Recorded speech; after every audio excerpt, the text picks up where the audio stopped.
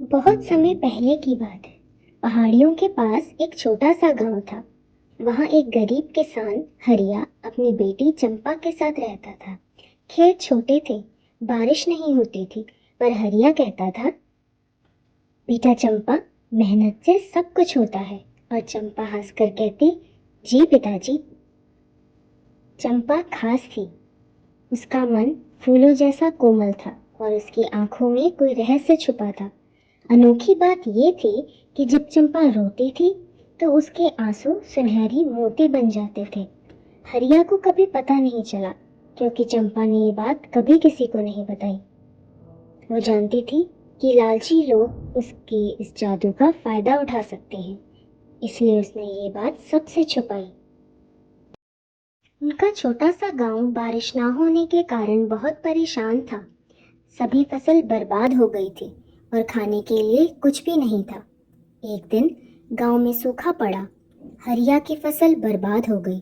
उसके पास खाने को कुछ नहीं था। हरिया बहुत दुखी था। उसे देखकर चंपा की आंखों में भी आंसू आ गए और वो जब जमीन पर गिरे तो वो चमकदार मोती बन गए। चंपा ने वो मोती उठाए और चुपचाप बाजार में जाकर एक बूढ़े सुनार को दे दिए। सुनार जी, मेरे पास ये मोती हैं, आप इनको रख लो और मुझे इसके बदले कुछ सामान दे दो। सुनार चौंक गया। ऐसे मोती तो मैंने आज तक नहीं देखे। बदले में मुझे कुछ चावल और एक गाय चाहिए। सुनार ने सौदा मान लिया। चंपा सामान लेकर अपने घर आ गई और अपने पिताजी को दिखाया। हरिया हैरान था और कहने लगा, अरे चंपा, ये सब कहाँ से आया? चंपा मुस्कुराई। मैंने कोशिश की बाबा, आप बहुत परेशान थे, इसलिए मैंने आपकी मदद करनी चाहिए। मेरे आंसू मोती बन जाते हैं। मैंने ये बात आपसे छुपाई थी। हरिया ने खुश होकर अपनी बेटी से कहा, तू तो मेरे लिए एक वरदान है, तू मेरी प्यारी बेटी है। दोनों खुशहाल जीवन यापन करने लगे, पर शायद भगवान को ये मंजूर नहीं था। एक दिन गांव के जमींदार राजा वीरभान को ये बात पता चली। किसी गांव की लड़की के आंसू मोती बन जाते हैं। उसने जासूस भेजा और चंपा की सच्चाई पता कर ली। अगले ही दिन राजा वीरभान ने हरिया को बुलाया। चंपा को महल में भेजो, उसे राजकुमारी बनाऊंगा। तुम कब तक अपनी बेटी को गरीबी में रखोगे? हम उसे महल के सभी सुख देंगे। तुम्हारी बेटी का जीवन बहुत अच्छा हो जाएगा। हरिया खुश हो गया, पर चंपा को कुछ ठीक नहीं लगा। चंपा कहती है, पिताजी, मुझे ये सब सही नहीं लग रहा। भला क्यों कोई इतना बड़ा राजा मुझे अपने महल की राजकुमारी बनाएगा? हरिया ने कहा, बेटी, तुम ज्यादा मत सोचो, ये सब तुम्हारे भले के लिए ही है। तुम कब तक यहाँ इस गरीबी में रहोगी? राजा जी बहुत अच्छे हैं, उन्होंने बहुत लोगों का भला किया है। ये तुम्हारी किस्मत है, भगवान ने तुम्हारे लिए कुछ अच्छा सोचा है। मेरी बात मान जाओ बेटी, तुम वहाँ खुश रहोगी। बेटी, वहाँ तुम बहुत खुश रहोगी, जाओ।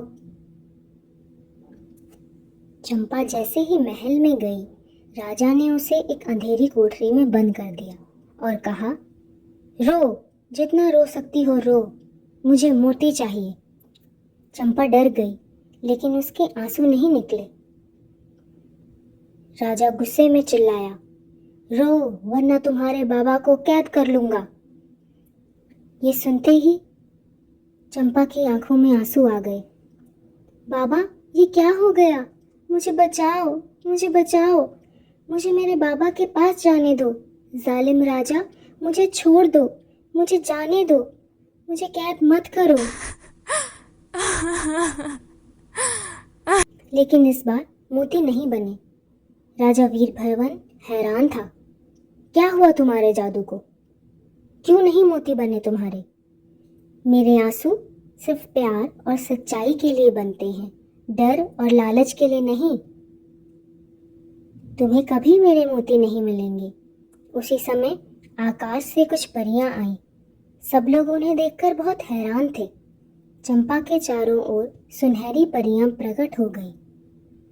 उनमें से एक परी बोली, बहादुर चंपा, तुमने अपनी शक्ति का सही इस्तेमाल किया है। अब हम तुम्हें असली तोहफा देंगे। परियों ने चंपा के आंसुओं से एक जादुई झरना बना दिया जो कभी नहीं सूखता था। उस झरने का पानी पूरे गांव की जमीन में फैल गया। सूखा खत्म हो गया, खेत हरे भरे हो गए और सभी बहुत खुश थे। राजा वीर भवन को उसी काली कोठरी में कैद कर दिया जहां उसने चंपा को रखा था।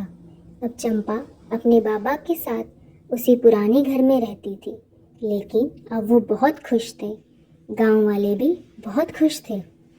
इस कहानी से हमें यह सीख मिलती है कि अपने जादू का इस्तेमाल सही कामों के लिए करना चाहिए। डर और लालच से कभी नहीं झुकना चाहिए और अपनी शक्ति का गलत इस्तेमाल नहीं करना चाहिए। इस चैनल को लाइक